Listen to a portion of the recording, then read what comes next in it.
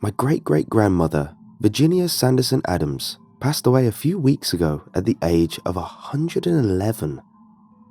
Her advanced age placed her in the human longevity category of supercentenarian, and one of only a few hundred people in the entire world living beyond the age of 110. Grandma Virginia didn't consider her situation to be anything special. In fact, to some degree, she felt her age was a curse. At the mention of the blessing of her extraordinary longevity, she always replied with, "The longer you live, the more loved ones you must grieve for." I've always found supercentenarians fascinating and wish I'd gotten to know my great-great-grandmother a bit more. She lived on the other side of the country, so I had only met her once, when I was 19 years old and she was 91. I recall embarrassingly little about that visit, because at 19, I was too wrapped up in my own life to think about the significance of hers. Today, at 39, when one is much more aware of their own mortality, what wouldn't I give for the opportunity to pick through the time capsule in her head? I imagine the stories and the memories that could be sorted through and plucked out of there that very likely could provide personal accounts of some of the most significant moments of a history long before pocket cameras and 24-hour news. My newfound interest in my great-great-grandmother's life compelled me to volunteer my assistance with the careful process of logging, removing, and redistributing the contents of the house she inhabited for 80 years. I traveled from Pittsburgh to Elko, Nevada, where she had lived with her husband, who was killed in an accident in a gold mine in the winter of 1944. As I and other family members sorted through what was essentially a tangible history of her exceptionally long life, I quite literally stumbled upon a trunk containing, among other things, a stack of correspondence that created a story that I'm still not quite sure I believe. Although the letters are a complete two-way correspondence, the events described are not primarily about Grandma Virginia. For all intents and purposes, this story is about her twin sister, Dorothy Sanderson Mullins, and the extended nightmare that had befallen her in 1934 Oklahoma, living in the Dust Bowl during the height of America's Great Depression. January 14th, 1934. Dearest sister, I hope this letter finds you in happiness and good health. I felt it would be a good time to check on you and Jim and see how things are in Oklahoma. I have heard there has been a drought there for quite some time. How are your crops? Still growing well, I hope. And how is your little one, Jacob? He must be 6 or 7 years old now, if I recall correctly. Things are going well here in Elko. Jonathan is working for a gold mine, and they've been extracting tremendous amounts for the past year. It is certainly a wonderful time to be in the business of precious metals, and I pray the good fortune will come. Well, I must be going. Jonathan will be home soon, so I should get supper started. All my love, Virginia. February 7th, 1934. Sweet Virginia, it is so good to hear your voice, even if it's only on the paper before me. I do have my health and happiness, but things here in Oklahoma are not going well at the moment. The drought hit our area hard, and the crops were gone by midsummer last year. Water is getting harder and harder to pump from the well, and grain for the livestock has almost run out. Our savings account is empty as of a week ago, and the mortgage on the farm has come due. Jim went to California nearly a month ago to find work, and we haven't heard from him since. I figure he's been working hard to get his feet under him, and I should receive a letter and a few dollars any day now. Jacob is well. You're right, he's 7 years old and full of energy. I believe he'll grow up to be a big, strong boy like his daddy, and be a real help on the farm. Food is getting scarce now, but I make sure he's eating well by giving him some of my portions too. I can get by just fine with a little less in my belly. Love, Dorothy. March 1st, 1934. Dearest sister, I am checking in with you to see if things are improving. I have included a small sum of money to help with your needs. I know you are not someone who desires charity, but the gold mine is still producing a great deal, and we've managed to retain a bit of Jonathan's pay every week. I trust Jim has sent a letter by this time and some money to help you get by while he works out west. All my love, Virginia. April 26th, 1934. Sweet Virginia, I'm sorry for the delay in responding to your letter, but I have wonderful news. A few days after my last letter was sent, Jim returned home. It was great to see him, but I feared that meant he was unable to find work. Although he didn't find a steady job, he came back with something better than money. While on the road in Texas and a few others, Jim came across a farm that was growing so well he wouldn't have believed it had it not been right in front of him. The soil in that part of Texas is as bad as it is here in Oklahoma, but all sorts of vegetables are growing to huge sizes, and the pickers' baskets were overflowing. The man would only allow Jim and the others to work for a couple weeks, but he sent each man home with a nice bit of money and some special seeds. Jim and the others learned the correct way to plant and cultivate those seeds, and the man told Jim if he followed those instructions here at home, the vegetables will grow taller than the barn. The money you sent helped us get through a tough spot. You have my sincerest gratitude, and when I see you again, I'll return your generosity. As for the farm, it's still early, but Jim planted those seeds, and the crops are already sprouting faster than I've ever seen. We're very hopeful for a good season now. Love, Dorothy. May 19th, 1934. Dearest sister, it brings such joy to my heart to hear of your good fortune. How are things now? Jonathan and I are very anxious to hear the results of the special seeds and the big harvest that is surely headed your way. I have no doubt that Jim's hard work will pay off and the crops will provide what you need. Things here in Elko are moving along splendidly. The mine is producing more gold than ever, and Jonathan has become quite popular with the men in charge of the company. They have promoted him to head foreman. It seems both of us are receiving the Lord's blessings. All my love, Virginia.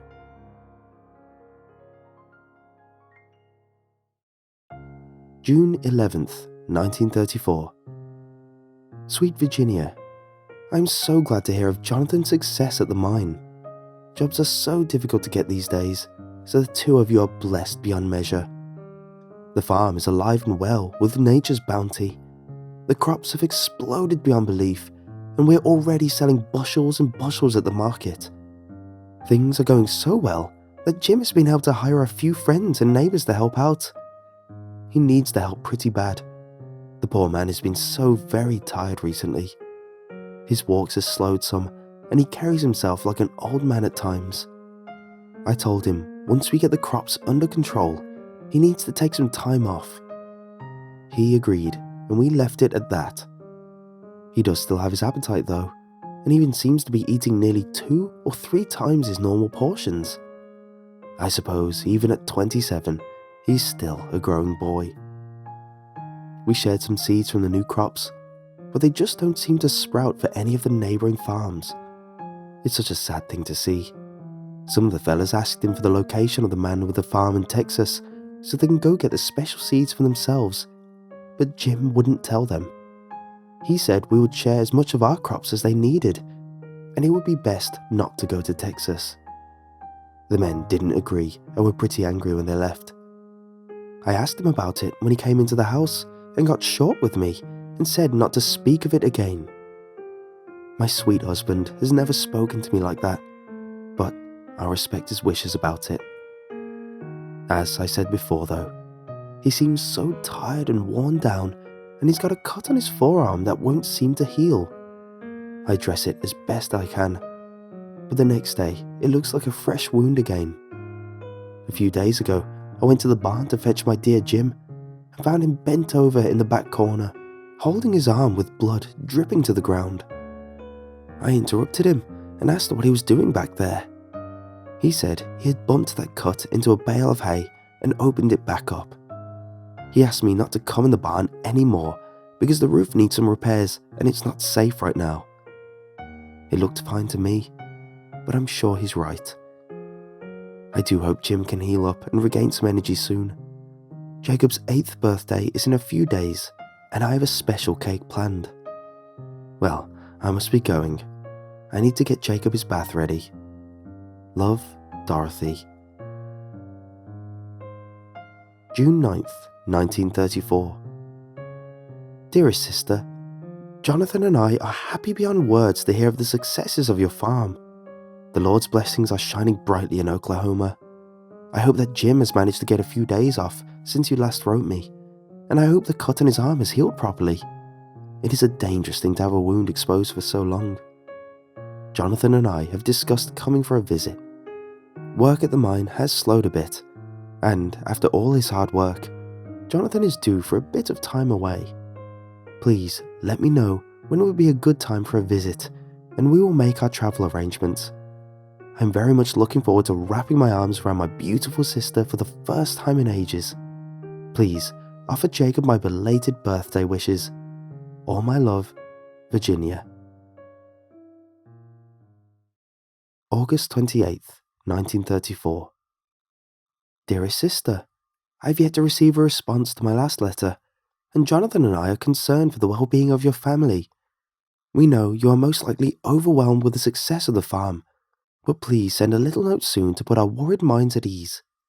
Also, please let me know when we can travel to visit you. All my love, Virginia. September 21st, 1934. Sweet Virginia, I'm sorry for not responding sooner, but things here at the farm have taken a dreadful turn. My sweet husband has gone to be with the Lord in heaven. Even this late in the year, the crops have showed no signs of slowing. We have many men helping with the harvest, but still the vegetables grow and spread. If our helpers weren't working nearly around the clock, the crops would have likely swallowed our home entirely. Just 10 days ago, I came into the kitchen to find a string of half-runner beans had grown in from outside. I followed it through the kitchen and into the bedroom, where it had run across the floor, climbed the bedpost, and was within just inches of Jim's arm. My dear husband's health had continued to deteriorate to the point that he could hardly get out of bed in the morning, so I finally put my foot down and insisted he see a doctor. He again refused, but did agree to take a few days off. I suggested he allow Jacob a bit more responsibility. I saw a flash of what looked like fear in his eyes, and he said no. But I stood firm on it, and he finally agreed, as long as it was only for a couple of days. After supper, he took Jacob out to the barn to show him what needed to be done in his absence. Jim never got out of bed again though, and passed away 2 days later. Jacob has been such a blessing after the death of his daddy. He has continued to work the farm, faithfully tending to his duties in the barn, then helping the men with these seemingly endless crops. The poor boy has been working so hard, and I can see the exhaustion in him now. He's even walking with a bit of a limp, although he won't let me take a look at it. I'm feeding him as much as I can to keep his strength up, but it never seems to be enough. Still, he is up with the sun every morning and doesn't return until supper time. I must go now. I need to deliver Jim's best suit of clothes to the funeral home for the services tomorrow. Please say a prayer for us as we begin our lives without him. Love, Dorothy. October 9th, 1934. Dearest sister, God rest Jim's poor soul. Only 27 years old. My heart is breaking for you at this time, and Jonathan is beside himself with grief. You and Jacob are in our prayers, night and day. Output from the mine has reached full capacity again, so we'll be unable to get away to see you as soon as we would like, but Jonathan expects to have some time off by Thanksgiving. Please write me as soon as possible, so we may make our arrangements for a holiday visit. Our deepest sympathies, Virginia. December 1st, 1934. Dearest sister, it has been over 2 months since I've heard from you. Jonathan and I had hoped to be able to spend Thanksgiving with you and cheer you and Jacob up after the tragic loss of your husband, but those days have come and gone without a word from you. We are very concerned for your well-being. Please respond as soon as you receive this letter. All my love, Virginia. March 13th, 1935. Hello, Mrs. Adams. My name is Mary Alice Webster. I am the new owner of your sister Dorothy's farm just outside of Boise City, Oklahoma. I have begun this letter several times, then changed my mind because I couldn't bear the thought of sending you this kind of news. Around the middle of November last year, your sister went to fetch her son, Jacob, for supper and found him dead from exhaustion. As I understand it, his father, Jim, died the same way. Workers nearby said they heard a scream from the barn, and when she emerged carrying a dead son, she was screaming, "It was the blood," over and over, although to this day, no one knows what she meant by it. Poor Dorothy entered the house, laid her son on the bed, then moved to the sitting room where she discharged a shotgun into her mouth. I am so sorry for your tremendous loss. Along with this letter, I have included a few photographs and keepsakes that were saved from the bank auction. Included with them is a stack of letters Dorothy had been receiving from you. Please know that I did not read them. My husband, Otha, and I just moved from Oklahoma from Nebraska, hoping to make a new start after the loss of our own infant child. We have been very encouraged by the stories of the endless bounty that befell this property last year, and we're delighted with the price we secured at the auction for such a desired piece of land.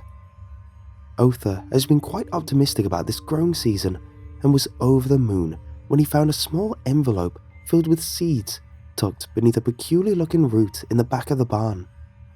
We are certainly grateful to Mr. Jim for that. He'd even left instructions for the best way to plant and tend to them, but Otha won't share the details with me. He says it must be kept a secret. Men can be so silly sometimes. Again, Mrs. Adams, I am so very sorry for your loss. May the Lord bless you and keep you always. Sincerely, Mary Alice Webster, 1935.